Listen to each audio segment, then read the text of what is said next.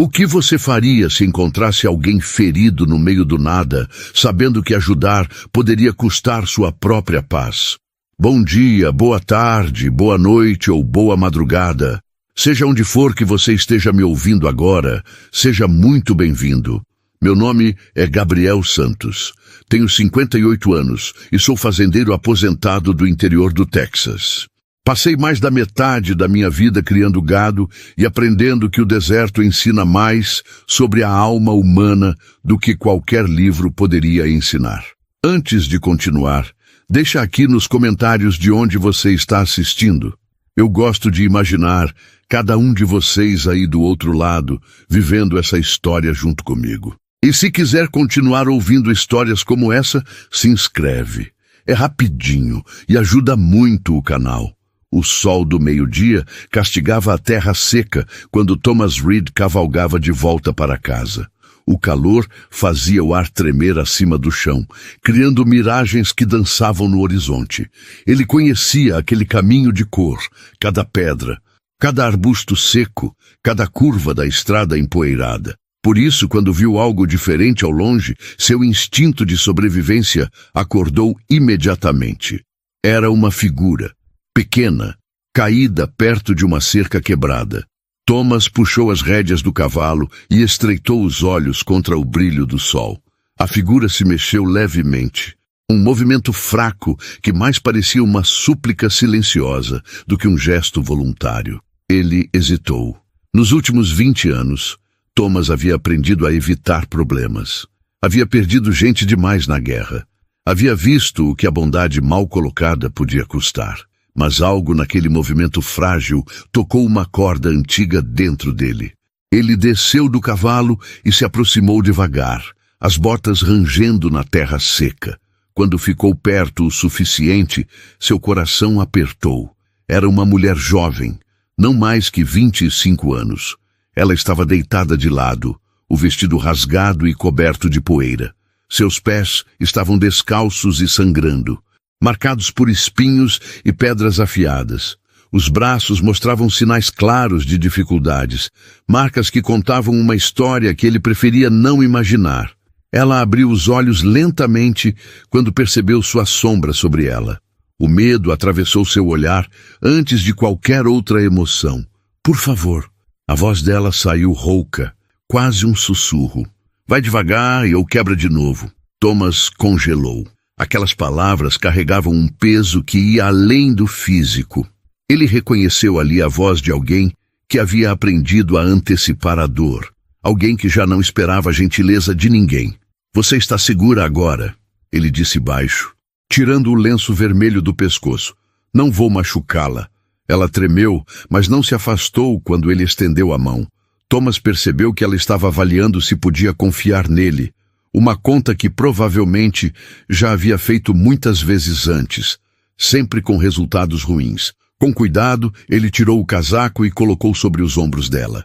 O gesto simples pareceu desarmá-la completamente. Lágrimas silenciosas começaram a escorrer pelo rosto sujo de poeira. Meu nome é Thomas, ele disse, mantendo a voz calma. Tenho uma fazenda a uns 3 quilômetros daqui. Você precisa de água, comida e descanso. Posso te levar até lá, se você quiser. Ela olhou para ele por um longo momento, procurando sinais de falsidade ou perigo. Então, com um movimento quase imperceptível, assentiu. Thomas a ajudou a levantar com extremo cuidado. Cada toque era deliberado, respeitoso, dando a ela tempo para recuar se quisesse. Quando finalmente conseguiu colocá-la no cavalo, ele montou atrás, mantendo distância suficiente para que ela não se sentisse encurralada. O caminho até a fazenda foi silencioso. Thomas sentiu o corpo dela tremendo contra suas costas, não do frio do deserto, mas de algo mais profundo. Medo, exaustão, trauma. Ele reconhecia esses tremores. Havia visto homens voltarem da guerra com o mesmo tipo de tremor invisível que sacudia a alma por dentro. Quando chegaram à fazenda, o sol já começava a descer. A luz dourada da tarde pintava tudo com tons mais suaves, como se o próprio dia estivesse tentando oferecer um pouco de paz. Thomas ajudou-a a descer e a guiou para dentro da casa. O interior era simples, mas limpo. Havia uma mesa de madeira desgastada, 2 cadeiras, uma lareira apagada e, no canto, uma cama coberta com um cobertor surrado, mas honesto. Cheirava a café velho e couro, o cheiro de uma vida solitária, mas digna. Senta aqui, ele disse, puxando uma cadeira. Vou buscar água. Ela obedeceu, os olhos ainda atentos a cada movimento dele. Thomas encheu uma caneca de lata com água fresca do poço e trouxe junto com um pedaço de pão. Não era muito, mas era o que tinha. Ela bebeu devagar, como se cada gole fosse um luxo que ela não merecia. Quando terminou, olhou para ele com uma mistura de gratidão e confusão. Por que você está me ajudando? A pergunta saiu baixa, mas carregada de anos de desconfiança. Thomas sentou na outra cadeira, mantendo distância. Porque alguém me ajudou uma vez, quando eu precisava.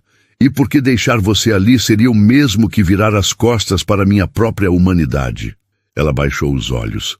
Você não me conhece, não sabe de onde eu vim. Pode ser que eu traga problemas. Problemas eu já tive de sobra na vida, Thomas respondeu calmamente. E aprendi que a maioria deles vem de não fazer a coisa certa quando temos a chance. O silêncio que se seguiu não foi desconfortável. Era o tipo de silêncio onde 2 almas cansadas podiam simplesmente existir sem precisar explicar suas feridas. Do lado de fora, o vento soprava suavemente entre os arbustos secos. O céu começava a ganhar tons de laranja e roxo, anunciando o fim de mais um dia no deserto. Mas dentro daquela casa simples, algo novo estava começando. Algo frágil, como o primeiro broto verde depois de uma seca longa. Thomas não sabia ainda. Mas aquele momento de compaixão mudaria tudo. Porque em algum lugar, não muito longe dali, um homem de olhos frios já havia notado a ausência dela. E esse homem não era do tipo que deixava as coisas irem embora sem lutar. A tempestade estava apenas começando. A noite caiu pesada sobre a fazenda. Thomas acendeu a lamparina e a luz amarela dançou nas paredes de madeira. Ele preparou um caldo simples, batatas, cenouras e um pedaço de carne seca que tinha guardado. Não era uma refeição elegante, mas era feita com cuidado. Ela comeu devagar, cada garfada parecendo pesar mais que a anterior. Thomas notou que suas mãos tremiam ao segurar a colher, não de fraqueza, mas de algo que ia muito mais fundo. Você tem nome? Ele perguntou gentilmente, sem pressionar. Ela hesitou, como se dar seu nome fosse entregar a última coisa que ainda lhe pertencia. Ana, disse finalmente. Ana Costa. É um bom nome, Thomas respondeu. Você pode ficar aqui o quanto precisar, Ana. Não vou fazer perguntas que você não queira responder. Ela olhou para ele com olhos marejados. Você não entende. Se ele descobrir onde estou, quem? Thomas manteve o tom neutro, sem julgamento. Ana respirou fundo, lutando contra as palavras que queriam sair. A pessoa de quem fugi, ele não vai parar. Ele nunca para. Thomas assentiu lentamente. Ele havia conhecido homens assim durante a guerra. Homens que viam outras pessoas como propriedade, como coisas a serem controladas. A ideia fazia seu estômago revirar. Então vamos garantir que você esteja segura quando ele vier, Thomas disse com firmeza. Porque uma coisa eu aprendi nesses anos todos. Um homem que protege os fracos nunca está sozinho. A terra, o céu, até o silêncio, tudo conspira a favor da justiça quando você está do lado certo. Ana quase sorriu. Era um sorriso frágil, quebrado, mas era real. Naquela noite, Thomas lhe deu a cama e dormiu numa cadeira perto da porta, o rifle velho encostado na parede ao lado. Ele não dormiu de verdade, apenas cochilou em intervalos curtos, o ouvido sempre atento a qualquer som estranho vindo de fora. Os dias que se seguiram trouxeram uma rotina inesperada. Ana começou a ajudar com pequenas tarefas. Alimentar as galinhas, buscar água do poço, varrer a varanda. Cada atividade parecia devolver um pouco de dignidade a ela, como se o trabalho honesto estivesse costurando de volta os pedaços da sua alma. Thomas ensinou a ela como consertar cercas, como ler os sinais do céu antes da chuva, como ouvir o silêncio do deserto e entender sua linguagem. Ele falava pouco, mas cada palavra carregava o peso da experiência vivida. Uma tarde, enquanto trabalhavam lado a lado, consertando um portão quebrado, Ana finalmente abriu o coração. Eu trabalhava numa casa grande na cidade. Ela começou, a voz ainda incerta. O dono, ele achava que eu lhe pertencia, que podia fazer o que quisesse comigo. As lágrimas vieram, mas ela não as limpou. Tentei pedir ajuda, mas ninguém acreditava. Diziam que eu tinha sorte de ter trabalho, que deveria ser grata. Thomas apertou o martelo com mais força, a raiva queimando silenciosa dentro dele. Mas quando falou, sua voz era controlada. Você fez a coisa mais corajosa que alguém pode fazer. Escolheu a própria vida em vez de aceitar a crueldade. Mas eu fugi como uma covarde, Ana protestou. Não, Thomas corrigiu. Você sobreviveu. E sobrevivência, Ana, é a forma mais pura de coragem. Naquela noite, pela primeira vez, Ana riu. Foi uma risada pequena, provocada por uma galinha teimosa que se recusava a entrar no galinheiro. Mas Thomas sentiu aquele som como uma vitória contra toda a escuridão que ela havia enfrentado. Porém, a paz era frágil como vidro. Na manhã seguinte, Thomas acordou com o som de cavalos se aproximando. 3 cavaleiros apareceram no horizonte, levantando poeira enquanto avançavam em direção à fazenda. Ele reconheceu a postura agressiva antes mesmo de ver os rostos. Ana congelou quando olhou pela janela. O terror voltou aos seus olhos instantaneamente. É ele, ela sussurrou. Ele me encontrou. Thomas pegou o rifle e verificou se estava carregado. Fique dentro. Não importa o que aconteça, fique dentro. Ele saiu para a varanda, o rifle apoiado casualmente no ombro. Casual o suficiente para não parecer ameaçador, mas pronto o suficiente para não ser subestimado. Os cavaleiros pararam a alguns metros. O do meio era um homem de meia idade, bem vestido, com o tipo de arrogância que vem do dinheiro e do poder. Seus olhos eram frios, calculistas. Senhor, o homem disse com falsa cortesia. Estou procurando uma jovem que fugiu. Tenho razões para acreditar que ela esteja aqui. Thomas não se moveu.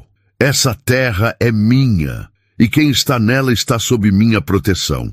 O homem sorriu, mas não havia calor naquele sorriso. O senhor não entende. Ela me deve. Trabalhava para mim e saiu sem aviso. É uma questão de propriedade. Pessoas não são propriedade. Thomas respondeu, a voz baixa, mas firme como aço. E essa conversa acabou. A tensão cresceu como uma corda sendo esticada até o limite. Os 2 homens aos lados do líder moveram as mãos em direção às armas. Foi quando uma voz surgiu atrás de Thomas. Ana havia saído, apesar da ordem dele. Ela estava pálida, mas de pé. Eu não sou sua, ela disse, a voz tremendo mas clara.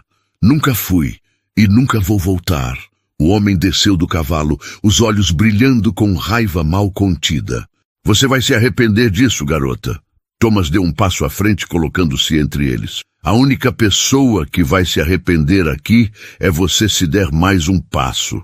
Por um momento, o mundo pareceu congelar. O vento parou. Até os pássaros ficaram em silêncio. Então, do nada, surgiu o som de mais cavalos. Era o xerife da cidade vizinha, acompanhado de 2 deputados. Eles haviam sido alertados por um vizinho que viu os cavaleiros passando com pressa suspeita.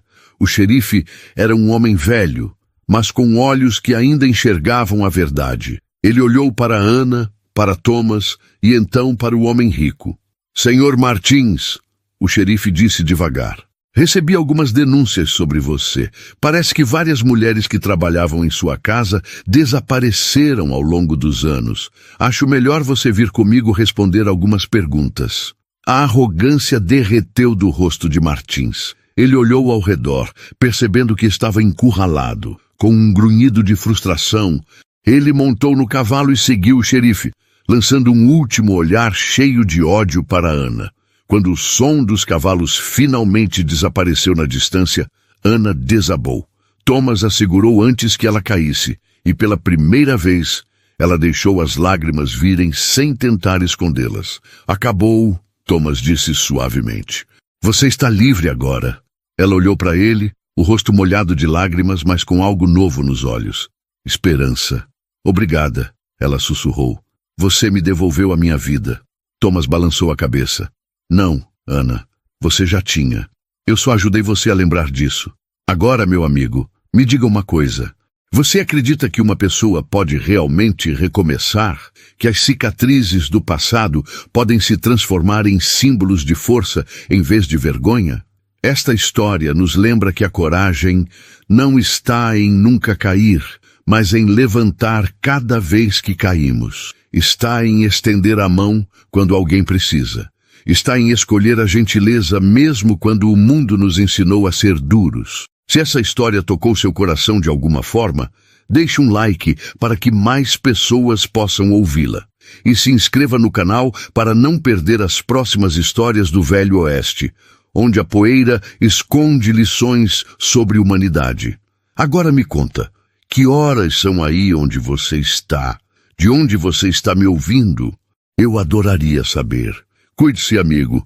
Descanse quando precisar. Essas histórias estarão aqui amanhã. Até a próxima jornada.